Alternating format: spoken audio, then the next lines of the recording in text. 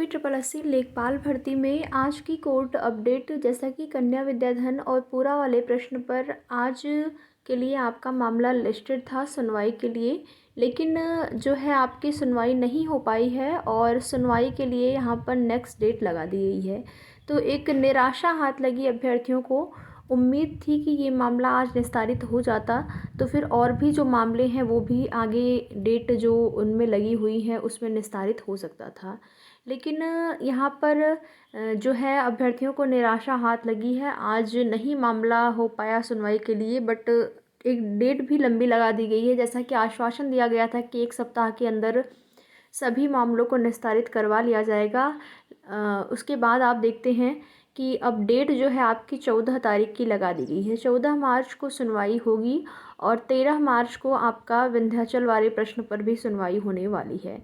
तो उम्मीद करते हैं कि इस बार किसी भी प्रकार की निराशा अभ्यर्थियों को हाथ न लगे।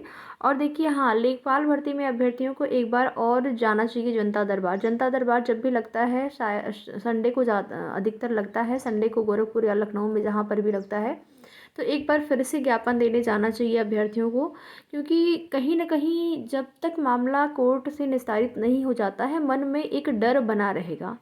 और वो डर हर अभ्यर्थी, भले ही आप लोग कहें कि हाँ जो भी मामले हैं वो निस्तारित हो जाएंगे, सबको लग रहा है निस्तारित हो जाएगा, फिर भी मन में एक डर लगा हुआ है कि अंतिम चरण में आकर भर्ती में कोई समस्या ना हो।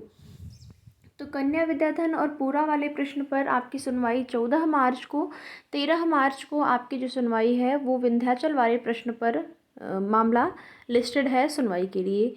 तो आज की अपडेट ये रही कोर्ट में सुनवाई को लेकर। बाकी जो आपका सोलर वाला प्रश्न है जो कि डिस्पोज्ड हो गया है, उसको लेकर कई अभ्यर्थियों के ऐसे कमेंट आ रहे हैं, कई नहीं, चार पाँच ऐसे कमेंट्स आए हुए थे कि हम सुप्रीम कोर्ट में उसको चैलेंज करेंगे और सोलर वाले प्रश्न का जो ऑप्शन है उसको लेकर।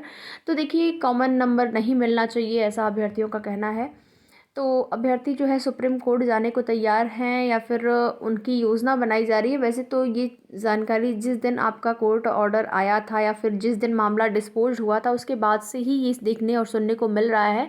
ज़्यादातर कमेंट्स के माध्यम से अभ्यर्थी बता रहे हैं कि हम कोर्ट जाएंगे, सुप्रीम कोर्ट में चैलेंज करेंगे, रिट दायर करेंगे, हमारी जीत होगी, रिजल्ट रिवाइज होगा। इस तरीके की तमाम तरह की चीज़ें आपको भी सुनने को देखने को मिल रही होंगी। हमारे एक वीडियो पर भी ऐसे कमेंट्स आए हुए थे 3-4।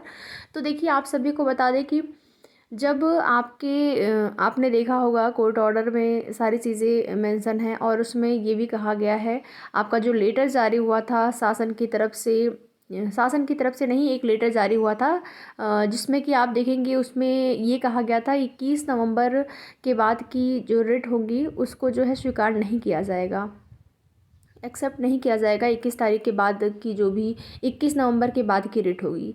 तो वही सारी चीज़ें हैं। कहीं ना कहीं भले ही वो ऑर्डर में आपने देख लिया, लेकिन जैसे ही ऐसी कोई चीज़ें आती हैं, कोर्ट का मामला आता है, तो फिर कहीं ना कहीं डर मन में बन जाता है। तो वैसे तो जो भी जवाब लगाया गया है आयोग की तरफ से वो संतुष्ट करने वाला है। उससे जो है आपका कोर्ट संतुष्ट था, माननीय न्यायालय हाई कोर्ट संतुष्ट होने के बाद ही उसने कोर्ट जो मैटर है उसको डिस्पोज्ड किया है। लेकिन अगर अभ्यर्थी सुप्रीम कोर्ट, देखिए, अगर कोई जाना चाहे तो उसको कोई रोक नहीं सकता है, चाहे कोई भी हो। अगर अभ्यर्थी ने ठान ही लिया कि हम कोर्ट जाएंगे, हम सुप्रीम कोर्ट जाएंगे इस मैटर को लेकर, तो उसको कोई रोक नहीं सकता है। हम ना ही आप, कोई भी नहीं रोक सकता है। वो अपने हक के लिए लड़ने के लिए, उसको अगर लगता है कि हमारे साथ अन्याय हुआ है तो उसको लड़ने के लिए वो स्वतंत्र है।